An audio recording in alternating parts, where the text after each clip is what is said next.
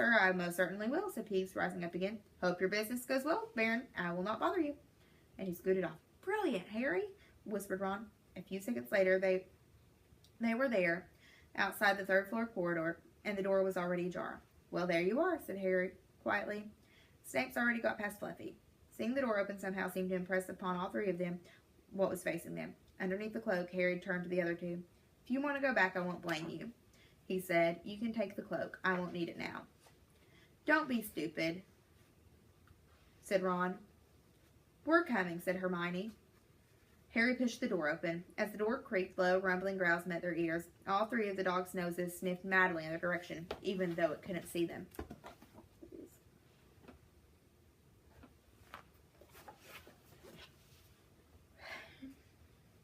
What's that at its feet? Hermione whispered. Looks like a harp, Ron said. Snape must have left it there. It must wake up the moment you stop playing, said Harry. Well, here it goes. He put Hagrid's flute to his lips and blew.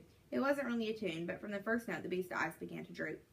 Harry hardly drew breath. Slowly the dog's growls ceased. It tottered on its paws and fell to its knees. Then it slumped to the ground, fast asleep. Keep playing, Ron warned Harry as they slipped out of the cloak and crept towards the trapdoor. They could feel the dog's hot, smelly breath as they approached the giant heads. I think we'll be able to pull the door open, said Ron, peering over the dog's back. Want to go first, Hermione? No, I don't. All right. Ron gritted his teeth and stepped carefully over the dog's legs. He bent and pulled the ring of the trapdoor, which swung up and open. What can you see? Hermione said anxiously. Nothing, just black. There's no way of climbing down. We'll just have to drop. Harry, who was still playing the flute, waved at Ron to get his attention and pointed at himself. You want to go first? Are you sure? Said Ron. I don't know how deep this thing goes. Give the flute to Hermione so she can keep him asleep. Harry handed the flute over. In the few second silence, the dogs growled and twitched, but the moment Hermione began to play, it fell back into its deep sleep. Harry climbed over it and looked down through the trapdoor. There was no sign of the bottom. He lowered himself through the hole until he was hanging on by his fingertips. Then he looked up at Ron and said, If anything happens to me, don't follow.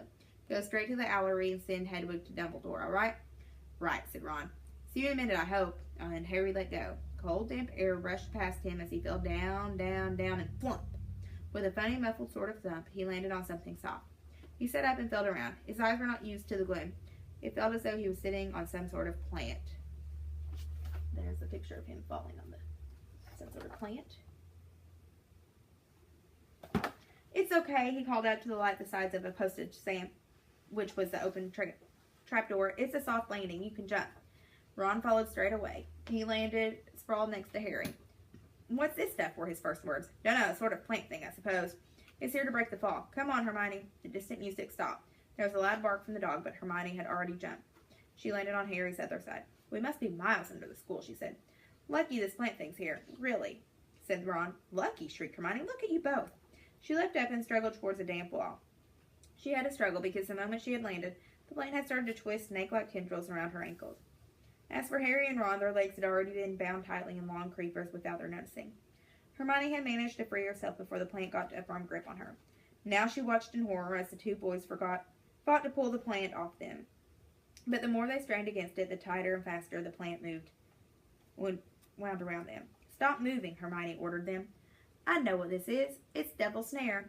I'm glad we know what it's called. That's a great help, snarled Ron, leaning back trying to stop the plant curling around his neck.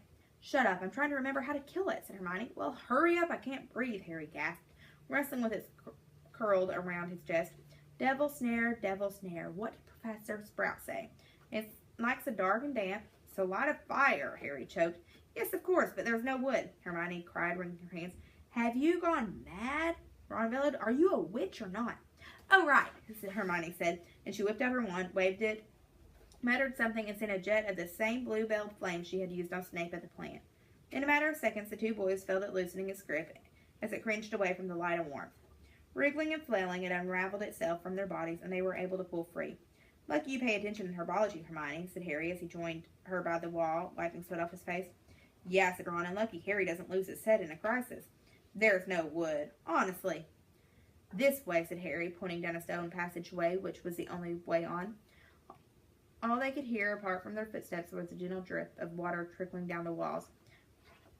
The passageway sloped downwards, and Harry was reminded of Gringotts with an unpleasant jolt of the heart.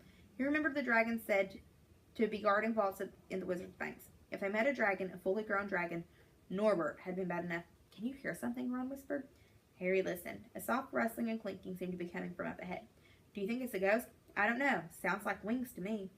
There's light ahead. I can see something moving. They reached the end of the passageway and saw before them a brilliantly lit chamber, its ceiling arching high above them. It was full of small, jewel-bright birds, fluttering and tumbling all around the room. On the opposite side of the chamber was a heavy wooden door. Do you think they'll attack us if we cross the room? Said Ron. Probably, said Harry. They don't look very vicious, but I suppose if they all swoop down at once. Well, there's nothing for it. I'll run. He took a deep breath, covered his face with his arms, and sprinted across the room. He expected to feel sharp beaks and claws tearing at him any second, but nothing happened. He reached the door untouched. He pulled the handle, but it was locked. The other two followed him. They tugged and heaved at the door, but it wouldn't budge, not even when Hermione tried her Aloha Moorish charm. Now what? These birds. They can't be here just for decoration, said Hermione. They watched the birds soaring overhead, glittering. Glittering? They're not birds, Harry said suddenly. They're keys. Winged keys. Look carefully. So that must mean, he looked around the chamber while the other two squinted up at the flock of keys. Yes, look, broomsticks. We've got to catch the key to the door. But there are hundreds of them. Ron examined the lock on the door. We're looking for a big, old-fashioned one, probably silver like the handle. They seized a broomstick each and kicked off to the air, soaring into the midst of the cloud of keys. They grabbed and snatched, but the bewitched keys darted and dived quickly. So quickly it was almost impossible to catch one. Not for nothing, though, was Harry the youngest seeker in a century. He had a knack for spotting things other people didn't. After minutes weaving about through the world of rainbow feathers, he noticed a large silver key that had a bent wing, as if it had already been caught and stuffed roughly into the keyhole. That one, he called to the others. That big one there. No, there, with bright blue wings. The feathers are all crumpled on one side. Ron went speeding in the direction that Harry was pointing, crashed into the ceiling, and nearly fell off his broom. We've got to close in on it, Harry called, not taking his eyes off the key with the damaged wing. Ron, you come at it from above. Hermione, stay below and stop it going down, and I'll try and catch it. Right now. Ron dived, Hermione rocketed upwards, the key dodged them both, and Harry streaked after it. It sped towards the wall. Harry leaned forward and with a nasty crunching noise pinned it against the stone with one hand. Ron and Hermione's cheers echoed around the high chamber. They landed quickly and Harry ran to the door. The key struggling in his hand, he rammed it into the lock and turned.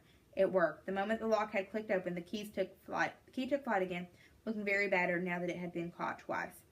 Ready? Harry asked the other two, his hand on the door handle. They nodded. He pulled the door open. The next chamber was so dark they couldn't see anything at all, but as they stepped into it, light suddenly flooded the room to reveal an astonishing sight. They were standing on the edge of a huge chessboard. Behind the black chessmen, which were all taller than they were and carved from what looked like black stone, facing them, way across the chamber, were the white pieces. Harry, Ron, and Hermione shivered slightly. The towering white chessmen had no faces. Now what do we do? Harry whispered. It's obvious, isn't it? We've got to play our way across the room. Behind the white pieces, they could see another door.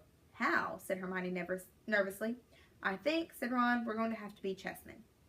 He walked up to a black knight and put his hand out to touch the knight's horse. At once the stone sprang to life. The horse pawed the ground and the knight turned his helmeted head to look down at Ron. Do we have to join you to get across? The black knight nodded. Ron turned to the other two. This wants thinking about, he said. I suppose we've got to take the place of 3 of the black pieces. Harry and Hermione stayed quiet, watching Ron think. Finally he said, Now don't be offended or anything, but neither of you are that good at chess. We're not offended, said Harry quickly. Just tell us what to do. Well, Harry, you take the place of that bishop, and Hermione, you go there instead of that castle. What about you? I'm going to be a knight, said Ron. The chessmen seemed to have been listening, because at these words, a knight, a bishop, and a castle turned their backs on the white pieces and walked off the board, leaving 3 empty squares, which Harry, Ron, and Hermione took. White always plays first in chess, said Ron, peering across the board. Yes, look. A white pawn had moved forward 2 squares. Ron started to direct the black pieces. They moved silently wherever he sent them. Harry's knees were trembling. What if they lost? Harry moved diagonally 4 squares to the right. The first real shock came when their other knight was taken. The white queen smashed him to the floor and dragged him off the board, where he lay quite still, face down. Had to let that happen, said Ron, looking shaken. Leaves you free to take that bishop, Hermione. Go on. Every time one of their men was lost, the white pieces showed no mercy. Soon there was a huddle of limp black players slumped along the wall. Twice Ron only just noticed in time that Harry and Hermione were in danger. He himself darted around the board, taking almost as many white pieces as they had lost black ones. We're nearly there, he muttered suddenly. Let me think, let me think. The White Queen turned her blank face towards him. Yes, said Ron softly. It's the only way. I've got to be taken. No, Harry and Hermione shouted. That's chess, snapped Ron.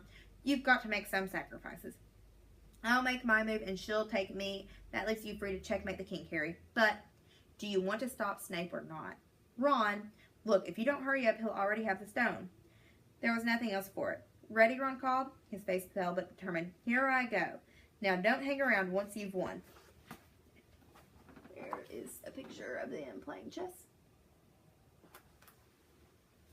He stepped forward and the White Queen pounced. She struck Ron hard around the head with her stone arm and he crashed to the floor. Hermione screamed but stayed on her square. The White Queen dragged Ron to one side. He looked as if he'd been knocked out. Shaking, Harry moved 3 spaces to the left. The White King took off his crown and threw it at Harry's feet. They had won. The chessmen parted and bowed, leaving the door ahead clear. With one last desperate look back at Ron, Harry and Hermione charged through the door and up the next passageway. What if he'll be all right, said Harry, trying to convince himself. What do you reckon's next? We've had Sprouts, but that was a devil's snare. Flitwick must have put charms on the keys. McGonagall transfigured the chessmen to make them alive. That leaves Quirrell spells and Snape's. They had reached another door. All right, Harry whispered. Go on. Harry pushed it open. A disgusting smell filled their nostrils, making both of them pull their robes up over their noses. Eyes watering, they saw flat on the floor in front of them a troll even larger than the one they had tackled, out cold with a bloody lump on his head. I'm glad we didn't have to fight that one, Harry whispered, as they stepped carefully over one of its massive legs. Come on, I can't breathe. He pulled open the next door, both of them hardly daring to look at what came next. But there was nothing very frightening in here, just a table with 7 differently shaped bottles standing on it in a line. Snape, said Harry, what do we have to do? They stepped over the threshold, and immediately a fire sprang up behind them in the doorway. It wasn't ordinary fire either. It was purple. At the same instant, black flames shot up in the doorway leading onwards. They were trapped. Look, Hermione seized a roll of paper lying next to the bottles. Harry looked over her shoulder to read it. Danger lies before you, while safety lies behind. 2 of us will help you, whichever you would find. One among us 7 will let you move ahead. Another will transport the drinker back instead. 2 among our numbers hold only nettle wine. 3 of us are killers waiting hidden in line. Choose unless you wish to stay here forevermore. To help you in your choice, we've given you these clues 4. First, however slyly the poison tries its hide, you will always find some on nettle wine's left side. Second, different are those who stand at either end, but if you would move onwards, neither is your friend. Third, as you see clearly, are all different size. Neither dwarf nor giant holds death in their insides. Fourth, the second left and the second on the right are twins once you taste them, though different at first sight. Hermione let out a great sigh, and Harry and Maeve saw that she was smiling. The very last thing he felt like doing. Brilliant, said Hermione. This isn't magic. It's logic. A puzzle. A lot of the greatest wizards haven't got an ounce of logic. They'd be stuck in here forever. But so will we, won't we? Of course not, said Hermione. Everything we need is in here on this paper. 7 bottles. 3 are poison, 2 are wine, 1 will get us safely through the black fire, and 1 will get us back through the purple. But how do we know which to drink? Give me a minute. Hermione read the paper several times. Then she walked up and down the line of bottles, muttering to herself and pointing at them. At last she clapped her hands. Got it, she said. The smallest bottle will get us through the black fire towards the stone. Harry looked at the tiny bottle. There's only enough there for one of us, he said. That's hardly 1 swallow. They looked at each other. Which one will get you back through the purple flames?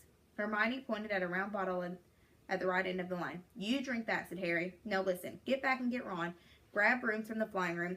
They'll get you out of the trap door and past Fluffy. Go straight to the Owlery and send Hedwig to Dumbledore. We need him. I might be able to hold Snape off for a while, but I'm no match for him, really. But Harry, what if you know who's with him?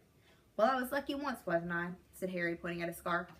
I might get lucky again. Hermione's lips trembled, and she suddenly dashed at Harry and threw her arms around him. Hermione? Harry, you're a great wizard, you know. I'm not as good as you, said Harry, very embarrassed, as she let go of him. Me, said Hermione. Books and cleverness? There are more important things. Friendship and bravery. And, oh, Harry, be careful. You drink first, said Harry. You are sure which is which, aren't you? Positive, said Hermione. She took a long drink from the round bottle at the end and shuddered. It's not poison, said Harry anxiously.